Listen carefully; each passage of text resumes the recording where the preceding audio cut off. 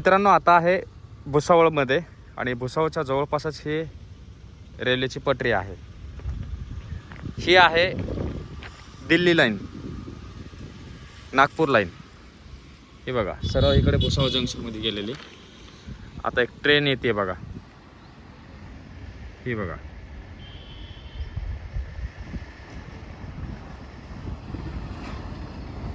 Daily तुम्हाला ट्रेनचे video पाहायला मिळतील, कारण बीड जिल्हावासियासाठी ही अपडेट मी नेहमी देणार आहे. जोपर्यंत इलेक्ट्रिकल काम होऊन पूर्ण ट्रेन अशा पद्धतीने बीडमध्ये धावत नाहीत, तोपर्यंत अशा ट्रेनचे व्हिडिओ माझ्या चॅनलवरती कंटिन्यू येत राहतील. आता बघा, ही ट्रेन चाललेली. आता कुठे चालली ती तुम्हाला दाखवतो.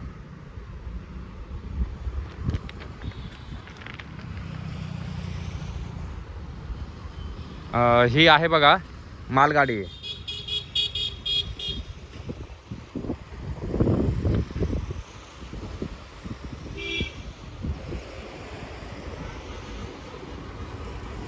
बघा,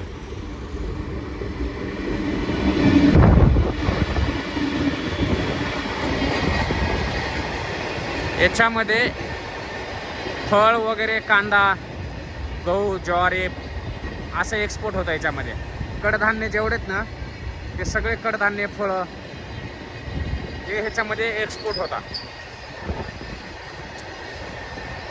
आता उदाहरणार्थ आपल्याला जर आपला माल जर विकायचा नाशिकला, तर ट्रान्सपोर्टसाठी किती सोपं पडणार. मुंबईला पाठवायचा आहे माल, तर सोपं किती पडणार. अशा दळणवळणाच्या व्यवस्था जर झाल्या तर शेतकऱ्यांचे 10 रुपये ट्रान्सपोर्टचे वाचतील आणि शेतकऱ्यांचा फायदा आहे त्याच्या माध्यमातून होईल. हे बघा, व्हिडिओ बनवण्याचं कारणच हे की तुम्हाला प्रत्येक गोष्टीची माहिती देतोय की कशा पद्धतीने आपले 10 रुपये वाचतील ह्या रेल्वेमार्फत. कारण ह्या सगळ्या जेवढ्या गोष्टी आहेत ना, ह्या रेल्वेमुळे शक्य होऊ शकतात. हे बघा, गेली रेल्वे.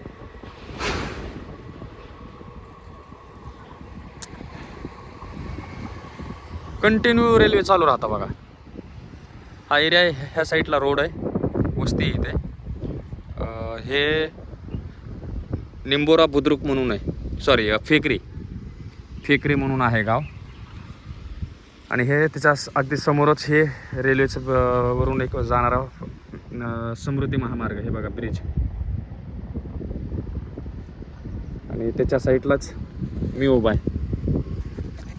तर आज मास्क फुल लावलेला आहे, ऊन खूप आहे आणि त्या उन्हाच्या ह्याच्यामध्येच तुम्हाला हे पूर्ण दाखवण्यासाठी आलो. हे बघू शकता, रेल्वे लाईनची हे इलेक्ट्रिकल सगळं काम झालेलं आहे. त्याच्यामुळे रेल्वे जास्त ट्रान्सपोर्ट वाढलेला आहे. आणि अपेक्षा करू आपण पण लवकरात लवकर अशा प्रकारे काही आपल्याकडे पण बीड जिल्ह्यामध्ये रेल्वेचे काम पूर्ण होईल. बीडपर्यंत तर वडवणीपर्यंत तर झालेलं आहे, तिथून पुढे आता व्हायचं बाकी आहे.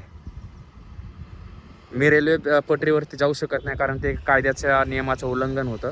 त्यामुळे बाजूलाच उभा राहून व्हिडिओ बनवतो आहे. व्हिडिओ आवडला लाईक करा, चॅनलला सबस्क्राईब करा, बेल आयकॉनला प्रेस करा आणि नवनवीन व्हिडिओ पाहण्यासाठी छान छान कमेंट करा आणि चॅनलला सबस्क्राईब करून ठेवा. धन्यवाद.